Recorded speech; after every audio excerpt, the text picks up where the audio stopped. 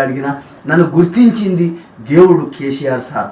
నా కళను గుర్తించి, నా కళ గుర్తించి ఆ టాంకి బండ కాడ తెలుసుకొని స్టేజ్ మీద నిలబెట్టి మాట్లాడి నాకు అంత పెద్ద కళ చేసిన ఆయన నా పుణ్యమ్మ తండ్రి. ఆయనకు నా పిల్లలు తరతరాలుగా మొక్కుతారయ్యా.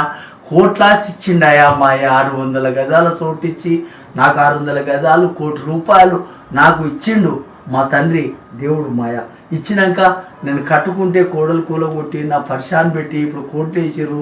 5 సంవత్సరమా తిరగబట్టి నా చేతనైతే లేదు. షుగర్ బీపీ వచ్చింది, నాకు కింద పడిపోతున్నా, నా కన్ను చూపు తక్కువైంది.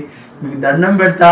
నా పరిస్థితి, నా పిల్లలు ఏడుస్తున్నారు, నా పరిస్థితి బాగలేదు. నాకు 10 మంది పిల్లల గాల్లోని అంత ఆడపిల్లలు పెళ్ళిళ్ళు చేసిన నా పరిస్థితి పైసలు లేకుండా మొన్న కూడా నాకు ఆరోగ్యం బాగాలేకపోతే నా అయ్య పిలుచుకొని నా ఆరోగ్యానికి పైసలు ఇచ్చి నా ఆరోగ్యం బాగా చేయించిండు. ఇప్పుడు మంచిగా ఉన్నా కొంచెం నా మనిషి పరిస్థితి బాగా లేకుండా అయింది. నాకు ఆ కేసు టేపియాలి కేటీఆర్ సార్ గారే. నాకు ఏమన్నా చేయని మంత్రి సార్ కేటీఆర్ సారు.